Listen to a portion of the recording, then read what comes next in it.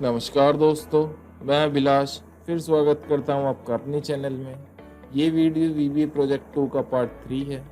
अगर आपने इसका फर्स्ट और सेकंड पार्ट नहीं देखा है तो आप उसे पहले देख लें, क्योंकि ये पार्ट उनका कंटिन्यूएशन पार्ट है।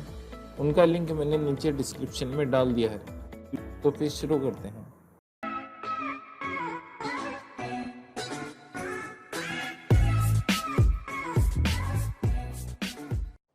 दोस्तों, इस वीडियो में हम जो रिज़ल्ट हमने पार्ट 1 में और पार्ट 2 में देखा था, वो सारा डेटा हम अपने कोड के थ्रू एक्सेल फाइल में डालेंगे और ये प्रोसेस हम यूज़र फॉर्म के थ्रू करेंगे। इसे मैं एक बार करके दिखाता हूँ। तो उसके लिए मैं पहले यूज़र फॉर्म खोल लेता हूँ। क्लिक, यहाँ पे हाई स्कूल डाल देता हूँ, यहाँ पे डिस्ट्रिक्ट गाजियाबाद, यहाँ पे रोल नंबर 0382395। मैं अपने डेस्कटॉप पे दिखा देता हूँ। मेरी यहाँ पे बस मैक्रो फाइल पड़ी हुई है, तो मैं यहाँ पे एक एक्सेल फाइल जनरेट करूँगा जिसमें रिजल्ट का सारा डेटा पड़ा होगा। तो मैं यहाँ पे क्लिक करता हूँ और फिर सबमिट।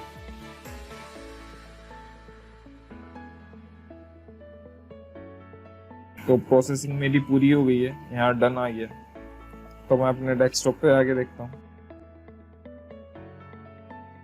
सेम रोल नंबर की यहाँ पे एक फाइल आ गई है। तो मेरे यहाँ पे कैंडिडेट की सेम डिटेल आ गई है। यहाँ पे इसका रिजल्ट का स्टेटस है, फील्ड सेम रोल नंबर है, अमन, मदर नेम। तो मेरी सेम डिटेल यहाँ पे आ गई है।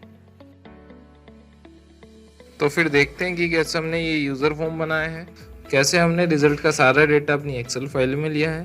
तो फिर ये वीडियो आपके लिए काफ़ी इंटरेस्टिंग होने जा रही है, तो आप इस वीडियो में बने रहें। तो मैं स्टार्ट करता हूँ अपना कोड।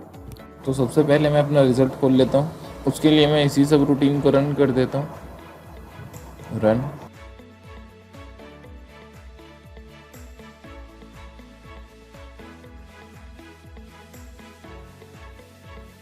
तो मेरा रिज़ल्ट खुल गया है।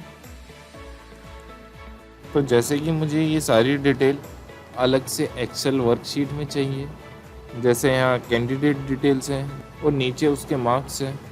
तो मुझे इस सारे डेटा को अपनी एक्सेल शीट में उठाने के लिए सबसे पहले मुझे यही देखना होगा कि ये सारा डेटा HTML पेज पर कहाँ पड़ा हुआ है। उसके लिए मैं कंट्रोल शिफ्ट आई करता हूँ। कंट्रोल शिफ्ट आई। अब मैं यहाँ क्लिक करता हूँ और इसे मैं धीरे धीरे यहाँ ले जाता हूँ और अब इसके अंदर चेक करता हूँ। तो देखो दोस्तों, यहाँ पर मेरा ब्लू हो गया है पूरे में, मतलब कि ये सारा डेटा मेरा टेबल टैग में पड़ा हुआ है और इसे मैं इजीली आईडी के बेस पे एक्सेस भी कर सकता हूँ। तो फिर मैं सबसे पहले इसे ही एक्सेस करता हूँ और इसके अंदर जितना भी डेटा है उसे मैं अपने एक्सेल वर्कशीट में लेता हूँ।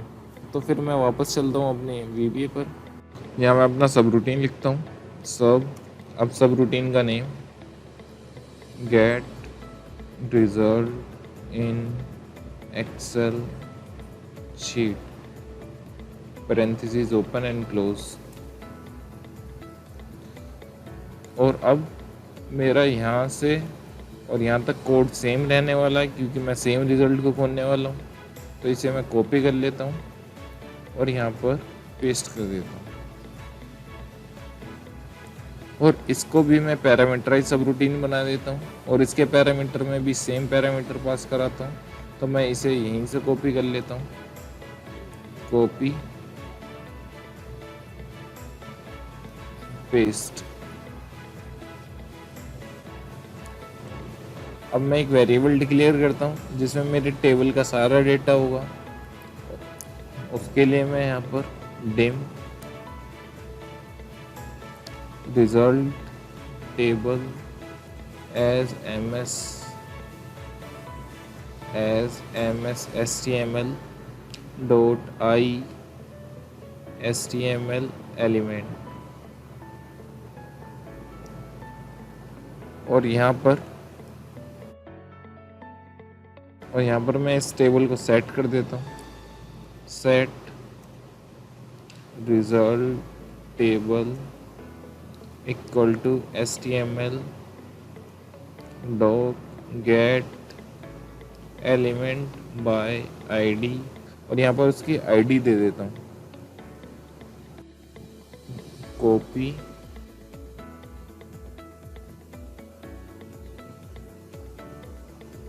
पेस्ट। तो मेरा यहाँ रिजल्ट का सारा डेटा इस रिजल्ट टेबल में आ चुका है। अब मैं चाहता हूँ कि मेरी एक न्यू एक्सेल फाइल बने और उसकी शीट 1 में मेरा ये सारा डेटा आ जाए। तो उसके लिए मुझे पहले एक न्यू वर्कबुक ऐड करनी पड़ेगी। उसके लिए मैं लिखता हूँ डिम WB एज वर्कबुक, और यहाँ पर उसे सेट कर देता हूँ। Set WB equal to workbook dot add. तो यहाँ मेरे WB में एक वर्कबुक आ गई है। अब मैं इस वर्कबुक को सेव भी कर देता हूँ। WB डॉट सेव एज, और अब मैं यहाँ पर फाइल का पाथ देता हूँ। फाइल नेम इक्वल टू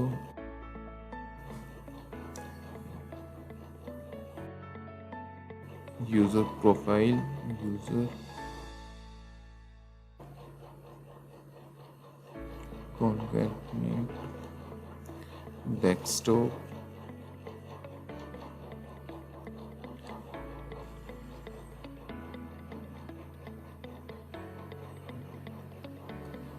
और यहाँ मैं फाइल का नेम जो रोल नंबर होगा वही दे देता हूँ।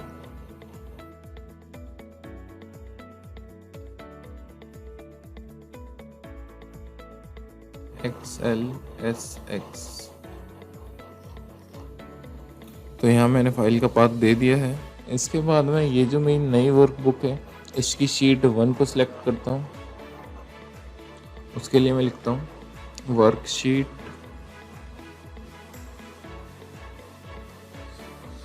Sheet 1 dot select.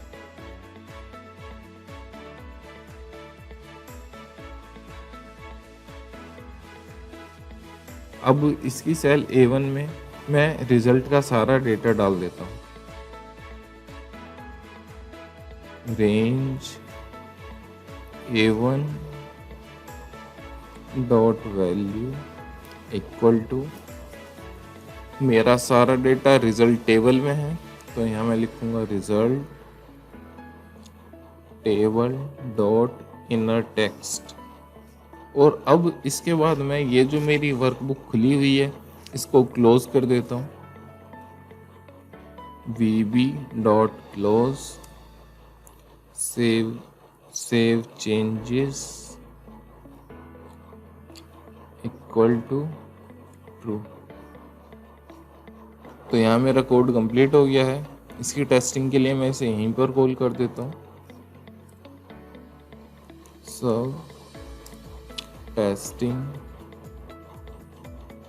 सब 1, और यहाँ मैं इसे कॉल कर देता हूँ कॉल गेट रिजल्ट, और यहाँ पे इसके पैरामीटर पास करा देता हूँ। डिस्ट्रिक्ट में मैं 10 दे देता हूँ गाजियाबाद के लिए, और रोड नंबर में मैं दे देता हूँ इसका रोड नंबर 382395। इसे अब मैं रन करता हूँ। कॉल करने से पहले मैं इस सब रूटीन को चेक कर लेता हूँ।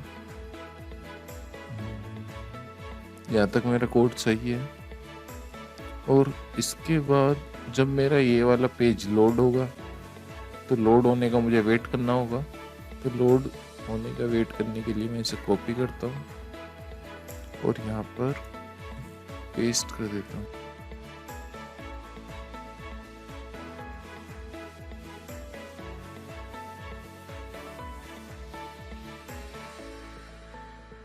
तो मेरा कोड सही है, तो अब मैं इसे रन करके देखता हूँ।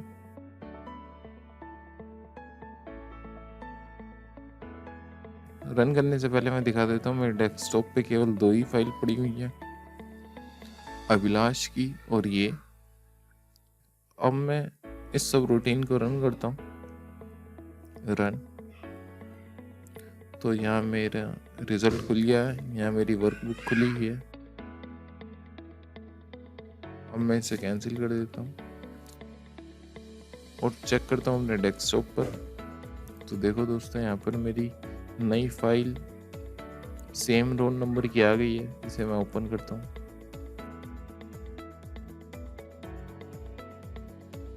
और इसकी सेल A1 में मेरा सारा डेटा आ गया है।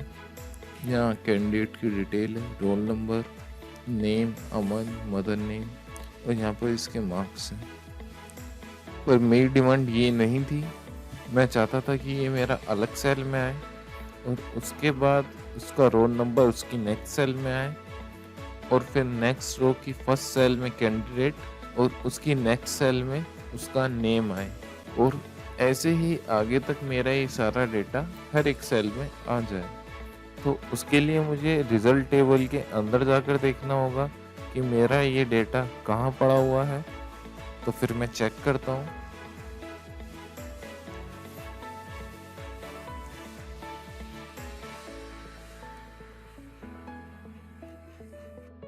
तो ये मेरे टेबल है जिसमें ये सारा डेटा पड़ा हुआ है। अब मैं टेबल के अंदर देखता हूँ, तो इसके अंदर मेरे सारे टीआर पड़े हुए हैं। टीआर, अगर मैं इस टीआर पे कर्सर लेके आता हूँ तो मेरा कैंडिडेट डिटेल्स हाईलाइट हो गया। अगर मैं नेक्स्ट टीआर पे कर्सर लेके आता हूँ तो मेरा ये हाईलाइट हो गया। फिर उसके नेक्स्ट पे मेरा कैंडिडेट नेम हाईलाइट हो गया। अगर मैं इन टीआर के अंदर देखता हूँ तो इनके अंदर मुझे टीडी मिलेंगे। टीडी के ऊपर मैं कर्सर लेके आता हूँ तो मेरा ऊपर कैंडिडेट हाईलाइट हो गया। इसका मतलब कैंडिडेट मेरा इस टीडी के अंदर पड़ा हुआ है। अगर मैं नेक्स्ट टीआर के अंदर देखता हूँ तो मेरे यहाँ पर 2 टीडी हैं। फर्स्ट टीडी के अंदर मेरा ये पड़ा हुआ है और नेक्स्ट टीडी के अंदर मेरा ये रोल नंबर पड़ा हुआ है। तो फिर इस तरह से मैं नेक्स्ट पे चेक करता हूँ। इस टीआर के अंदर में 2 टीडी हैं। फर्स्ट टीडी में मेरा ये पड़ा हुआ है और उसके नेक्स्ट टीडी में मेरा कैंडिडेट का नेम पड़ा हुआ है, अमन। तो सबसे पहले मैं टेबल को फाइंड करूँगा, टेबल के अंदर सारे टीआर देखूंगा और हर टीआर के अंदर मैं सारे टीडी फाइंड करूंगा। तो फिर देखते हैं कि वीबीए के थ्रू ये सारा डेटा हम कैसे लेंगे। चलते हैं अपने वीबीए पर। यहाँ मैं एक वेरिएबल डिक्लेयर करता हूँ, dim TR as mshtml dot IHTML element, और टीडी के लिए एक और वेरिएबल डिक्लेयर करता हूँ, dim TD as mshtml dot IHTML element. और यहाँ पर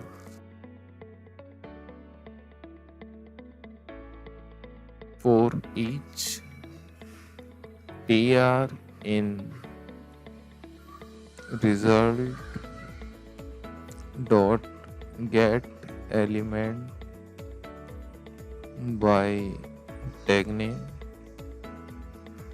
और यहाँ टैग का नेम दे देता हूँ tr।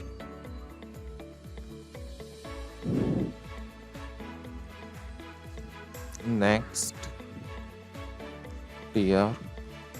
तो यहाँ मेरे इस टेबल में जितने भी टीआर हैं उस पर मैं लूप चलाऊंगा।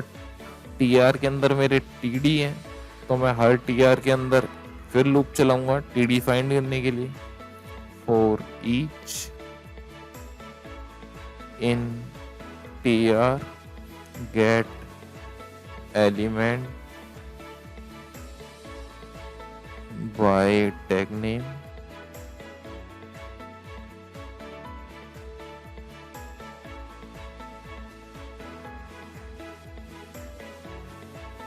Next TD.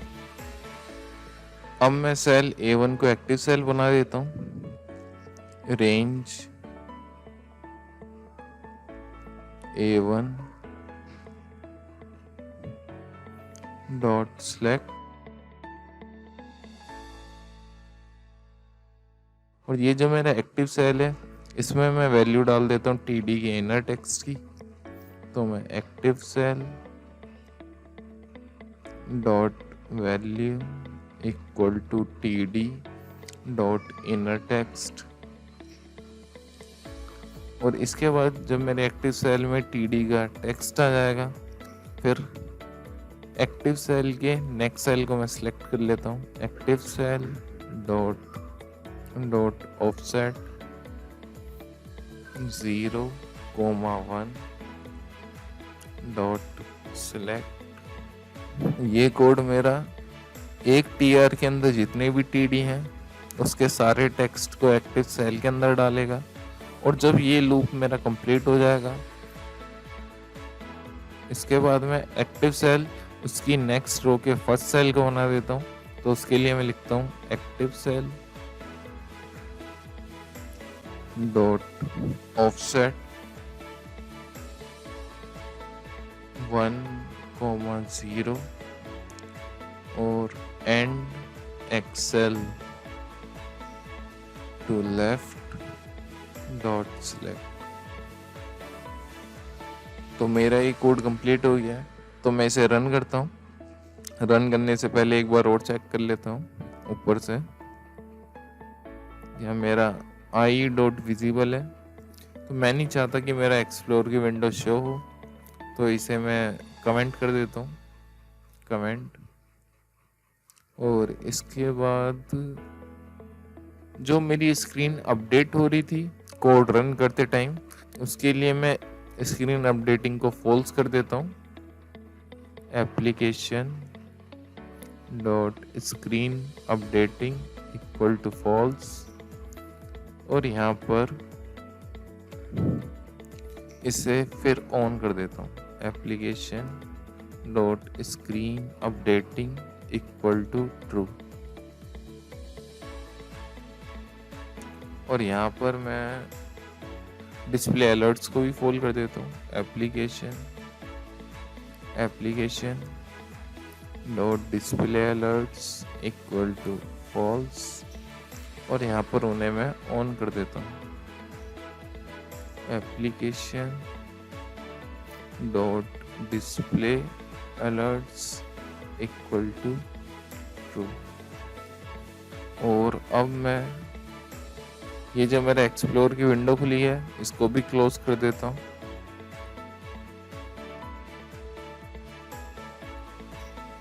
I dot quit.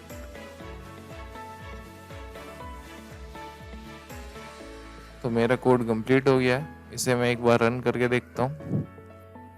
इसे मैं यहाँ से हटा देता हूँ और अब इस कोड को रन करता हूँ। रन। तो इस टाइम ना ही मेरी एक्सप्लोर की विंडो खुली है और ना ही मेरी कोई स्क्रीन अपडेटिंग हो रही है। अब मैं चेक करता हूँ कि मेरी एक्सेल फाइल में डेटा आया है या नहीं आया। ओपन। तो देखो दोस्तों, यहाँ पर मेरा हर एक सेल में डेटा आ चुका है।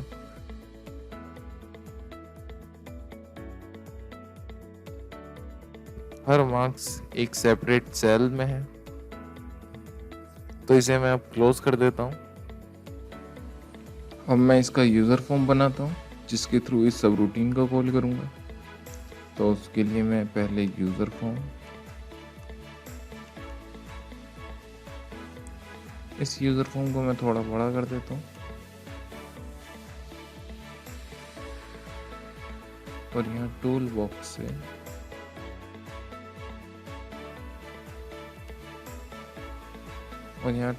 से मैं ऑप्शन बटन ले लेता हूँ।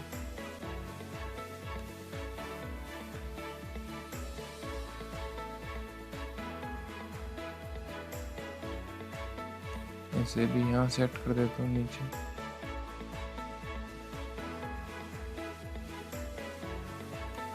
और इसे भी मैं यहाँ सेट कर देता हूँ।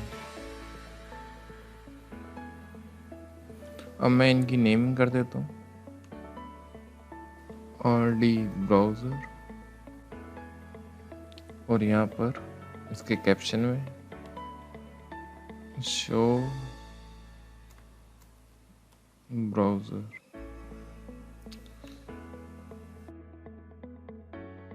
इसकी भी नेमिंग कर देता हूँ, यहाँ पर RD एक्सेल और यहाँ पर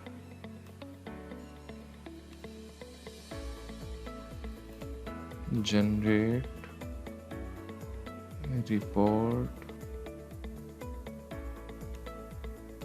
और इसकी भी मैं नेमिंग कर देता हूँ RD मेल, और यहाँ कैप्शन में डाल देता हूँ सेंड टू मेल।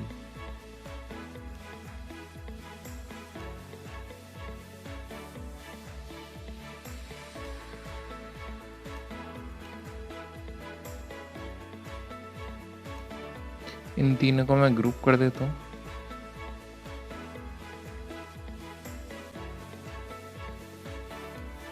ग्रुप 1। तो मेरा यहाँ यूज़र फॉर्म बन चुका है। जब मैं इस पर क्लिक करूँगा और सबमिट करूँगा तो मेरा फर्स्ट वाला सब रूटीन कॉल हो जाए, और जब मैं इस पर क्लिक करूँगा और फिर सबमिट करूँगा तो मेरा सेकंड वाला सब रूटीन कॉल हो जाए। तो उसके लिए मैं लिखूँगा, इस पर डबल क्लिक करता हूँ और यहाँ पर मैं कंडीशन देता हूँ if RD browser dot value equal to true, then तो मेरा ये वाला सब रूटीन कॉल हो जाए। और इसके बाद मुझे एक यहाँ मैसेज डाल देता हूँ जब मेरा ये कंप्लीट हो जाएगा, मैसेज बॉक्स डन।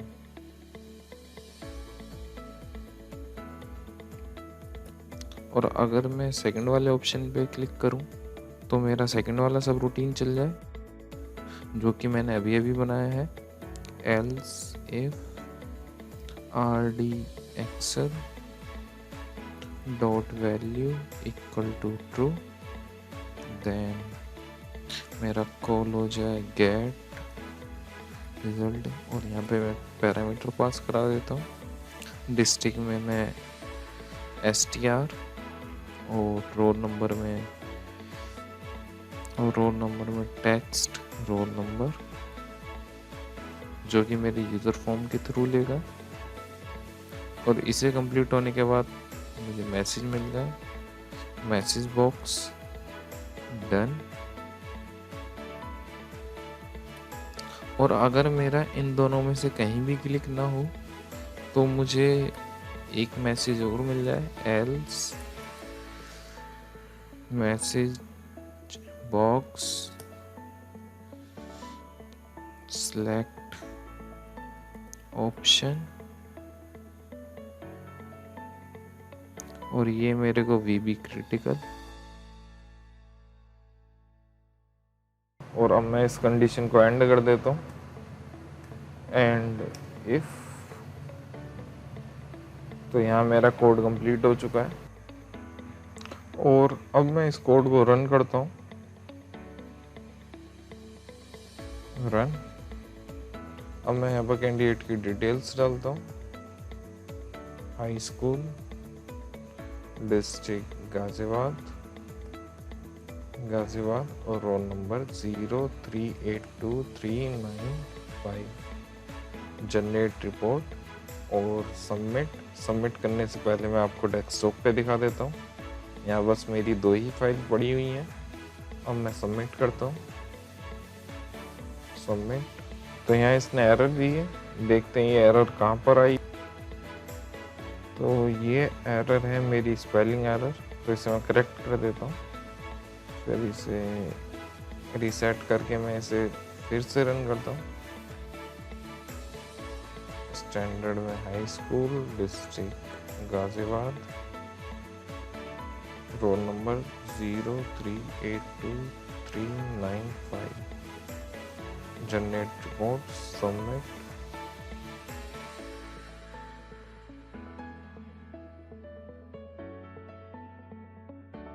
अब मैं डेस्कटॉप पर जाकर देखता हूँ कि मेरी फाइल में डेटा आया है या नहीं। तो यहाँ मेरी फाइल आ चुकी है, मैं इसे क्लिक करता हूँ तो देखो दोस्तों, यहाँ पे मेरा सेम डेटा आ चुका है। यहाँ पे कैंडिडेट नेम अमन, रोल नंबर, यहाँ उसकी मार्कशीट डिटेल्स है। इसे मैं बंद कर देता हूँ। अब हम स्टैंडर्ड की फील्ड का यूज़ देखते हैं कि किस तरह से हम इसे अपने कोड में यूज़ करेंगे। तो इसे समझाने के लिए मैं सबसे पहले आपको रिज़ल्ट की वेबसाइट पे लेके चलता हूँ। तो यहाँ मैंने रिज़ल्ट की वेबसाइट खोल ली है, UPMPS। इसे मैं स्क्रॉल डाउन करता हूँ तो यहाँ मेरा 10th का रिज़ल्ट है और यहाँ मेरा 12th का रिज़ल्ट है। तो सबसे पहले मैं 10th के रिज़ल्ट पे क्लिक करता हूँ। तो ये मेरा 10th का पेज खुल चुका है। और अगर आप इसके URL पे नोटिस करोगे तो यहाँ हाई स्कूल है। अब मैं 12th का रिज़ल्ट खोलता हूँ।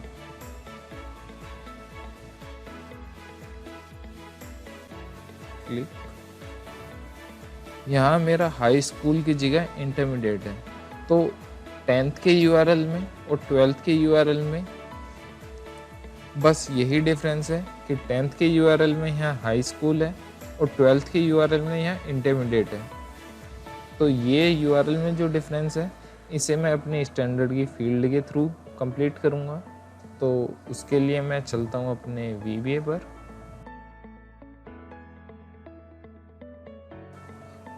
और यहाँ URL में मैं इसे हटा देता हूँ, हाई स्कूल को। और इस हाई स्कूल को मैं पैरामीटर के थ्रू दूंगा।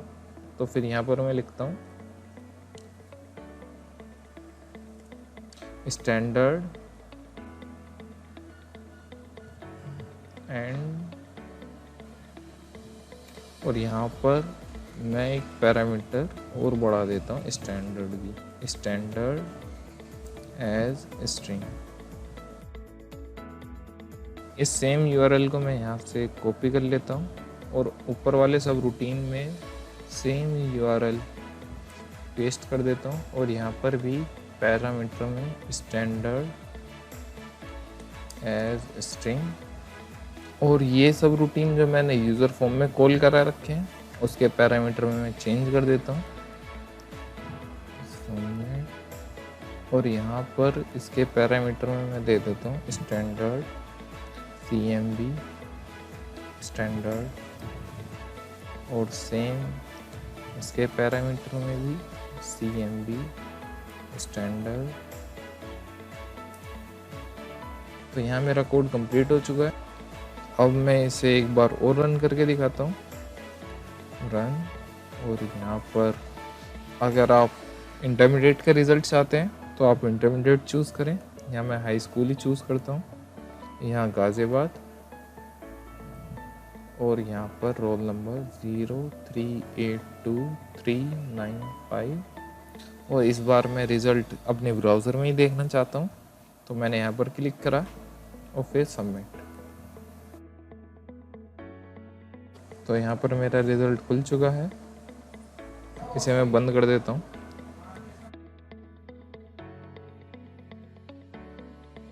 अब इस वीडियो में हमने जो भी सीखा है उसे एक बार जल्दी से रिकैप कर देता हूँ। स्टार्टिंग में हमने ये सब रूटीन बनाया था, get result in Excel sheet.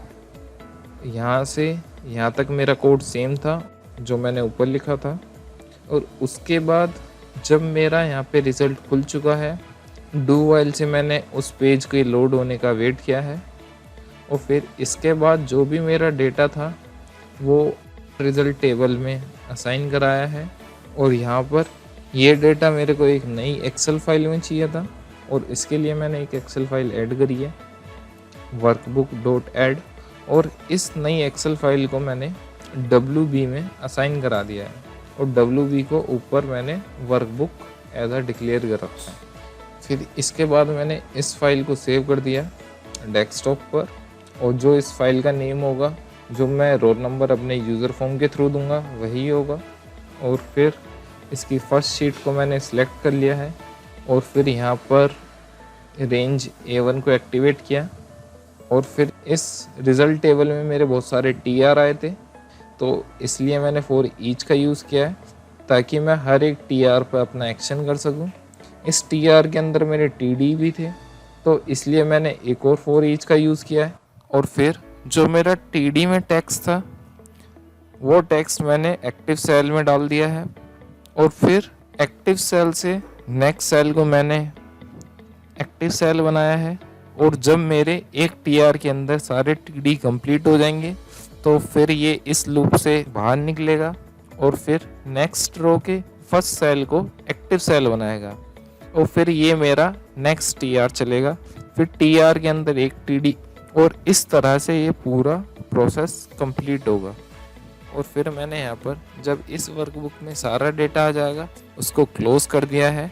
और इसके बाद मैंने स्क्रीन अपडेटिंग को ट्रू करा है, क्योंकि यहाँ पे मैंने पहले स्क्रीन अपडेटिंग को फॉल्स कर दिया था, क्योंकि जब ये प्रोसेसिंग होती है तो मेरी स्क्रीन अपडेट होती रहती है, तो इसलिए मैंने यहाँ पर स्क्रीन अपडेटिंग को फॉल्स कर दिया था। और यहाँ पर फिर लास्ट में उसको ओपन कर दिया, मतलब ट्रू कर दिया है। और इसी तरह से मैंने डिस्प्ले अलर्ट्स को भी फॉल्स कर दिया था और यहाँ पर लास्ट में उसे ट्रू कर दिया है। और जो ये मेरा इंटरनेट एक्सप्लोर ओपन हुआ था उसे यहाँ पर मैंने क्लोज कर दिया है। अब हम यूज़र फॉर्म को समझते हैं। यहाँ पर मैंने 3 ऑप्शन बटन लिए थे और इनकी फिर नेमिंग करी है। नेमिंग करने में आपको प्रॉब्लम नहीं हुई होगी। और फिर मैं चाहता था कि अगर मैं इस पर क्लिक करूं और फिर सबमिट करूं तो जो मेरा फर्स्ट सब रूटीन है वो कॉल हो जाए। उसके लिए मैंने यहाँ पर इफ़ कंडीशन दी है कि मेरे फर्स्ट ऑप्शन पे जब क्लिक होगा तो ये वाला सब रूटीन कॉल होगा, और अगर मेरा नेक्स्ट ऑप्शन पे क्लिक होगा तो मेरा ये वाला सब रूटीन कॉल होगा। और जब ये कॉल हो जाए फिर मैंने यहाँ पर मैसेज डाल दिया है। और लास्ट में हमने स्टैंडर्ड की फील्ड को समझा था। अगर मैं स्टैंडर्ड में इंटरमीडिएट डालता हूँ तो यहाँ पे यूआरएल में उसी के अकॉर्डिंग यूआरएल में वो चेंज कर देगा और मेरा उसी के अकॉर्डिंग यूआरएल ओपन करेगा। तो उम्मीद करता हूँ आपको ये सब समझ में आया होगा। अपनी नेक्स्ट वीडियो में हम इस ऑप्शन बटन का यूज़ देखेंगे और जिस एक्सेल फाइल में हमने इस रिज़ल्ट का डेटा लिया है उस फाइल को कैसे ईमेल पे सेंड करेंगे, ये सब डिटेल में देखेंगे। अगर आपको इस वीडियो से कुछ सीखने को मिला है तो लाइक करें, दोस्तों के साथ शेयर करें। अगर आपकी कोई क्वेरी है उसे कमेंट सेक्शन में ज़रूर लिखें। और अगर आपने अभी तक ये चैनल सब्सक्राइब नहीं किया है तो रेड बटन दबाकर उसे सब्सक्राइब कर लें और बेल आइकन को भी दबा दें ताकि मेरी नई वीडियो का नोटिफिकेशन आप तक पहुंच जाए। इस वीडियो में इतना ही। धन्यवाद।